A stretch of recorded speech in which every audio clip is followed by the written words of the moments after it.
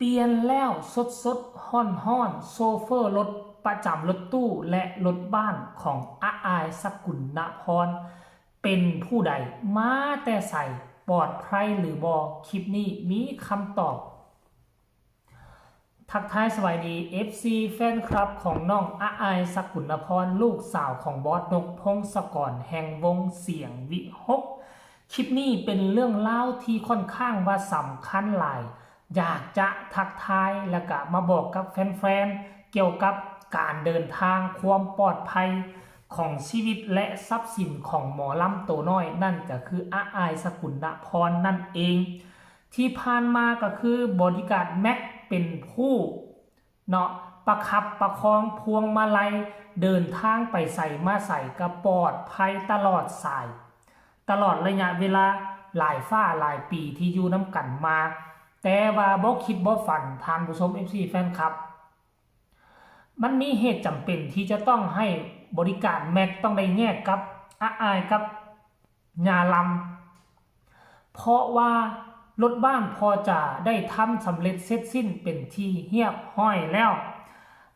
บริการแม็กก็ต้องได้ยักย้ายไส้สวยไปอยู่กับบอสนกพงศกรเฮ็ดให้ต้องได้แยกกันกับรถบ้านน้องอาอายหลายคนกระท่วงกระทักกระถามมาก่อนหน้านี้แล้วว่าผู้ใดเนาะจะมาดูแลจะมาคุมพวงมาลัยให้กับอาอายเป็นห่วงความปลอดภัยนู่นนี่นั่นแต่เนาะมือนี่ถึกเปิดเผยออกมาแล้วบ่คิดบ่ฝันว่าจะเป็นคนนี้ผู้บริการแม็กผู้บริการแม็กได้ออกมาเปิดเผยด้วยตนเองตอนช่วงที่กำลังไปแวะเติมน้ำมันอยู่ที่ปั๊มแห่งหนึ่งบันทึกวิดีโอให้พวกเขาได้เห็นละเอียดยิบและพร้อมสื่อคนนี้ตามที่ค่อยฟังแล้วเป็นคนที่หู้จักกันดีน่าจะเป็นคนที่อยู่ในวงหมอลำนำกันนั่นละทานผู้ชม FC แฟนคลับเพราะฉะนั้นแล้วให้ทุกคนไว้วางใจได้เลยเนาะไว้วางใจได้เลยเพราะเป็นคนมักหน้าคุ้นตาหู้จักกันดีผู้บริการแม็กถึงขนาดนี้ก็น่าจะเป็นคนในวงในนั่นละทานผู้ชม FC แฟนคลับอยากให้ทุกคนไปเบิ่งคลิปเรานี่ซึ่งเป็นคลิปสั้นๆวินาทีแรกที่เปิดเผยเนาะโซเฟอร์คนใหม่ประจันรถตำแหน่งของอาอายสกุลพรพร้อมกับญาลำว่าจะมีสีหน้าคร่าตาเป็นเท่าใดอายุเล่าๆซ้ำใดแตกต่างจากบริการแม็กเพียงซ้ำใดให้ไปส้มด้วยตาของตนเองไปส้มพร้อมๆกันเลย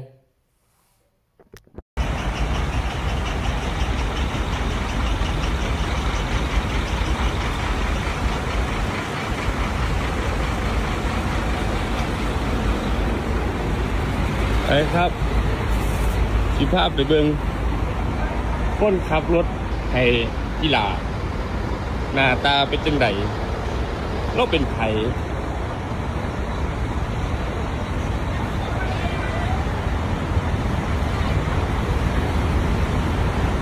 นี่ครับนี่คนขับรถให้กีฬาหัวแม่พูนนะครับนี่นี่นะครับตนุหัวแม่พูนนี่นะครับคนอยากเห็นนี่ครับโอเคไปป่ะนี่เห็นแล้วเนาะนี่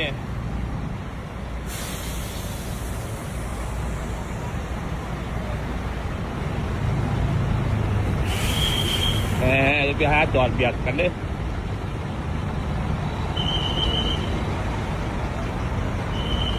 นี่เห็นไปบ้านเห็นว่าบ้านนี่ไปเป็นจังใด FC แฟนคลับได้เห็นกับตาแล้วหรือยังว่าคนขับรถอยู่หลังพวงมาลัยที่จะพาให้อาอายเดินทางปลอดภัยนั่นเป็นผู้ใดมาจากไสเนาะถึกเปิดเผยออกมาแล้ว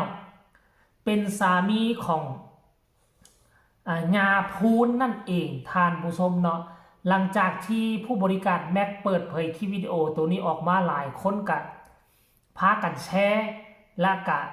แจ้งข่าวไปให้ FC แฟนคลับของอาอายสกุลพรทั่วโลกได้รับรู้น้ำกันว่า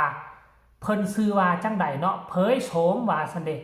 คนที่มาซวยขับรถให้น้องอาอายแทนบอดี้การ์ดแม็ก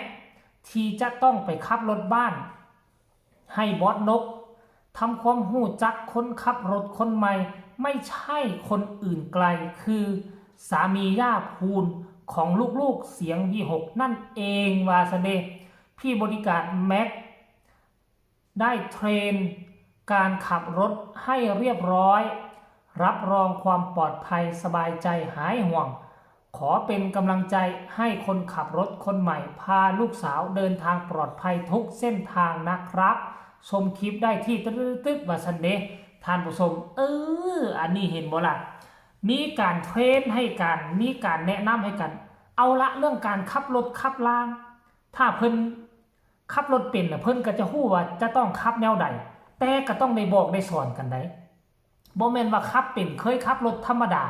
แต่ว่ามาขับรถกับหมอลำมาขับรถกับรถบ้านเป็นรถพ่วงยาวและอยู่กับหมอลำนี่เจ้าควรจะขับแนวใดเจ้าควรจะเดินทางแนวไหนเจ้าควรจะหยุดพักแบบใด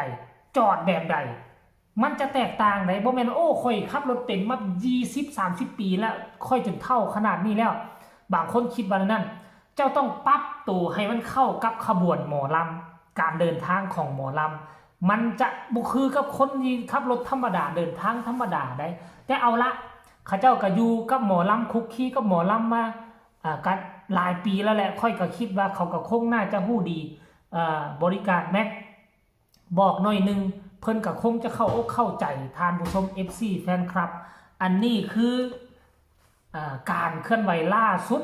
ที่ FC แฟนคลับพากันเป็นห่วงเป็นใย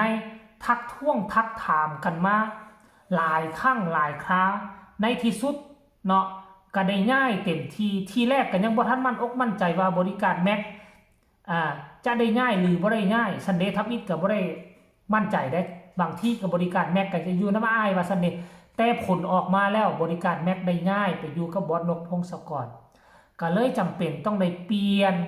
เนาะสามีของยาพูนมากับคนกันเองนั่นละท่านผู้ชมในเมื่อคนกันเองมักหน้าคุ้นตากันมันก็คงจะบ่ยากการเดินทางมันก็คงจะราบรื่นจอดใส่แวะใส่เป็นคนกันเองเว้ากันสะดวกสบายซึ่งบ่แตกต่างนะคันถ้าเขาเอาคนนอกมาคนบ่เคยอยู่ในวงเดียวกันมา โอ้ล้มกันกับชี้ยากเก่งอกเก่งใจกันอันนี้คนมักหน้าถือตากันแบบนี้โอ้ยสนุกสบายคือเก่าค่อยคิดว่าคงจะบ่แตกต่างแต่ผู้หนึ่งหนุ่มผู้หนึ่งอายุเอาแก่แน่ก็สิเท่านั้นละท่านผู้ชม FC แฟนคลับก็ฝากฟังคลิปนี้ไว้น้ำอ้อมอกอ้อมใจมีความเป็นห่วงเป็นใยแนวใดต่ออาอายและญาล้ำการเดินทางก็สามารถส่งข่าวมาได้ทางใต้คอมเมนต์ฝากทุกคนกดไลค์กดแชร์กดติดตามให้แน่เพื่อจะบ่พลาดคลิปดีๆแบบนี้อีกต่อไปสำหรับคลิปนี้ลาทานผู้ชมไปก่อนพ่อกันใหม่ในคลิปหน้าสบายดี